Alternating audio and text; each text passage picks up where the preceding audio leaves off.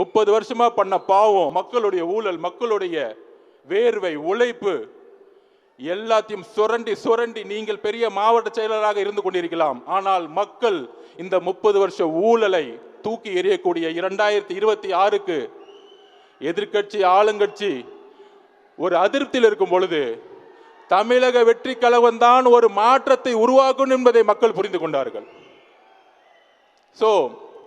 அப்படி ஒரு காலகட்டம் 77 எப்படி ஏற்பட்டதோ அப்படி ஒரு காலகட்டம் தான் இன்றைக்கு 2026 நம்முன் இருக்கிறது. ஆனால் நாம் செய்யக்கூடிய பணிகள் என்ன? தலைவருடைய பணி தொடர்ந்து கொண்டிருக்கிறார்.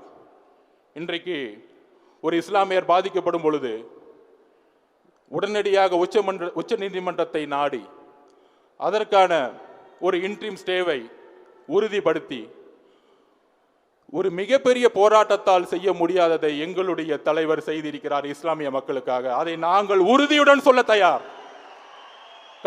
கத்தியின்றி ரத்தமின்றி மிகப்பெரிய போராட்டங்கள், ஆர்ப்பாட்டங்கள், நாடகத்தனமான போராட்டங்கள் இல்லாமல் உச்ச நீதிமன்றத்தை அணுகி ஒட்டுமொத்த இஸ்லாமிய மக்களுடைய ஒப்பு சொத்துக்களை காப்பாற்றிய தலைவர் எங்களுடைய தலைவர். இதை நாங்கள் மக்கள் முன் தைரியமாக பதிவு செய்கிறோம். வேற எந்த கட்சியும் பதிவு செய்ய முடியாது. ஏனென்றால் நாங்கள் உண்மையாக உழைத்துக் கொண்டிருக்கிறோம் மக்களுக்காக.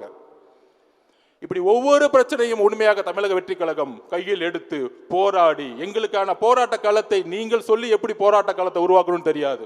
சும்மா போர்டு பிடிச்சிட்டு ஒரு ஓரமா ஒரு 100 பேர் நின்றுட்டு மீடியா முன்னாடி நின்றுட்டு 6 மணிக்கு மேல டைம் ஆயிருச்சு போலீஸ் என்ன விட்டுருங்கன்னு சொல்றது உருவாக்கக்கூடிய தமிழக வெற்றி கழகம் எங்களுது அல்ல. எழுதி கொள்ளுங்கள். தமிழகம் பாராத மிகப்பெரிய புரட்சியை அடுத்த 12 மாதத்தில் உருவாக்க போகிறது தமிழக வெற்றி கழகம். எழுதி வைத்துக் கொள்ளுங்கள்.